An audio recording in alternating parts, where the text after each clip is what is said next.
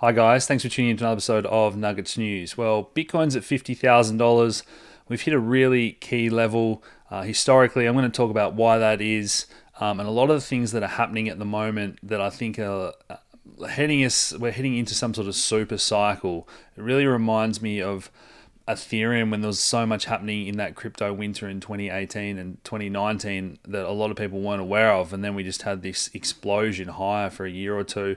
And I think Bitcoin can have a similar lease of life, which then will flow into Ethereum and the rest of the crypto space in general. But I still think there's a lot of people that are going to be caught off guard. If you think about $50,000 now compared to where we were and what was happening the last few times around in terms of the euphoria and all over, your TV ads, your sporting ads, stadiums, everyone talking about it. This time around, a lot of people aren't aware that Bitcoin's had a lot of strength in recent months, that it's even got an ETF, let alone all the borrowing and lending protocols that are now being built, Bitcoin DeFi that I keep harping on about. And I think that's going to take, that 12 to 18 months, this cycle, for people to realize the importance of what's happening there. I'm going to talk about that a little bit more. So we've got a total market cap of 1.8 trillion, so still relatively small if you think about it in terms of global assets,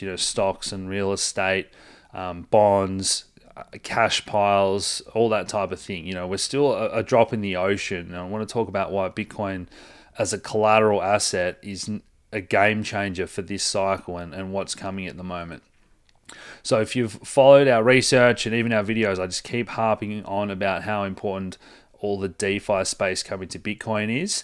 A lot of that is EVM compatible, so it's going to tie in with Ethereum as well. A lot of these protocols are able to take the best parts of what Ethereum's done and apply that somewhat to Bitcoin. So I think both or all of crypto is a winner. Okay, we've got Solana EVM compatible. We've got other chains that are faster. Polygon, Michael likes his Cosmos ecosystem, all these different things that we're across. There's a lot of interoperability there. So it all just really feeds off itself. So these are our portfolios with the best projects that we've been researching and covering. Physical infrastructure is another one that I think is about to take off. We'll be doing more of those research interviews and whatnot in the future as well. But I think Amazon Web Services, Google Cloud, I think all that stuff that's controlled and captured by the large corporations, we're going to gradually decentralize every layer of the internet and the stack, as I've spoken about many times over the years. So it's great to see some projects finally taking hold in that space.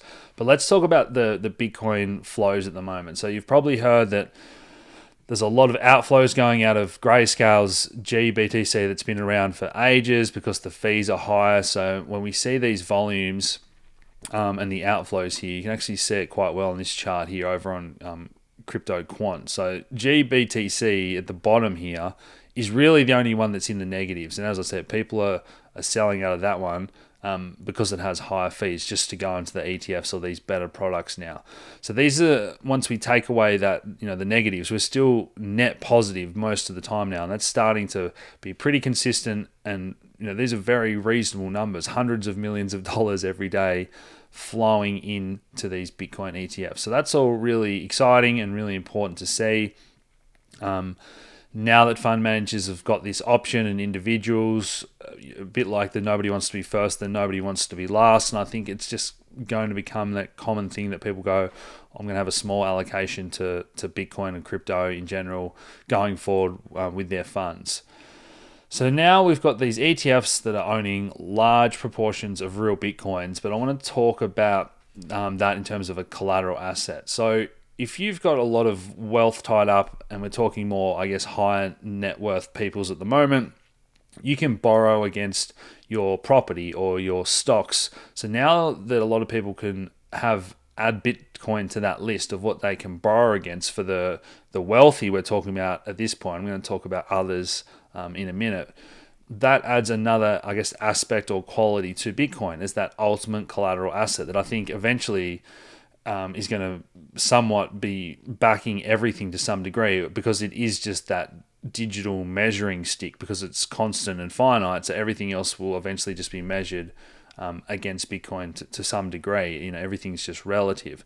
So it's great to see these holdings swell. But what's more important is to think about everything else that's coming next. So a lot of, say, Bitcoin mining companies will hold a lot of Bitcoin, particularly depending on that stage of the cycle we're at. So we have the capitulation where a lot of the smaller mining companies are forced to sell as price gets really low, but majority of them want to hold if they believe that we're in a bull market. That's why they outlay that capital to invest in more physical mining gear and all the other outlays and overheads to profit once we get into a bull market. So important to watch what the top mining companies are doing.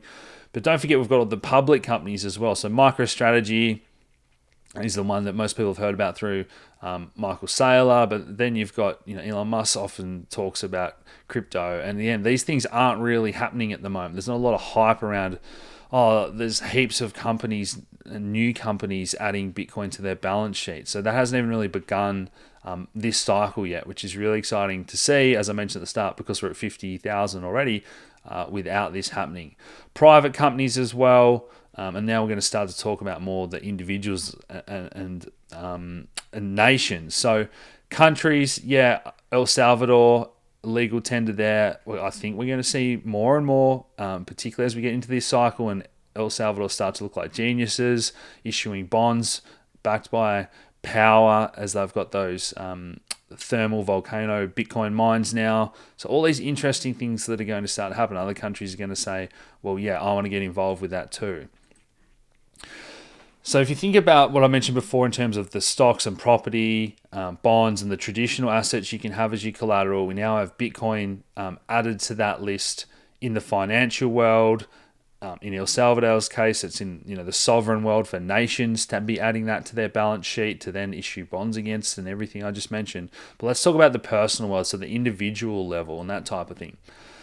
We've done interviews with all these great projects and we've done plenty of research on them, months and months ago. So these have been some of the best performing coins that were some of our top picks in the Bitcoin DeFi space, or something like USU that just allows you to borrow against your Bitcoin, protect against dips. The protocol itself doesn't yet have a token. Maybe they will in future. But these are the types of protocols you want to familiarize yourself with and use them to your advantage. Just like when we did the first tutorial, I think, on YouTube on how to use MakerDAO to borrow DAI stablecoins against your Ethereum. It was so revolutionary at the time when I did that video in 2018 or 2019. All this is happening as well now in the Bitcoin space. So same thing, click of a button from your wallet, from your ledger to borrow against. So that unlocks this huge amount of collateral that's otherwise just been dormant. The other day when I had the interview with Rafa, I think it was, and he was talking about how he used Sovereign to borrow $1 to pay for his wedding, and then the Bitcoin went up and the loan pays itself off. So this is all this revolutionary, innovative stuff that I think even 90% of people in the crypto space are still unaware of, let alone the masses and the mainstream. Money on chain is another great one. Bitcoin collateralized stablecoins with their dollar on chain.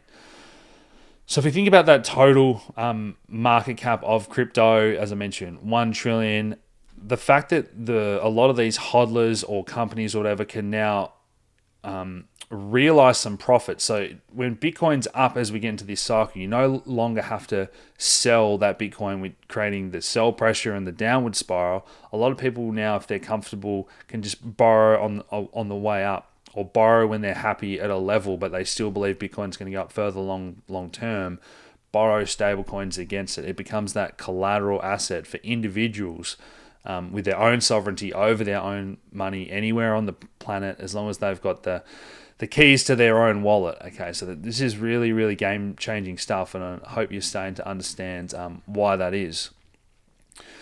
In terms of the stock market and cash on the sidelines, I've spoken about this a lot over the past year or two, that everyone's kind of hating on this bull market in terms of stocks and even property. But what I've said is there's so much cash out there on the sidelines that, that interest rates are up, but all that's really doing is pinching the lower and maybe middle class to some degree.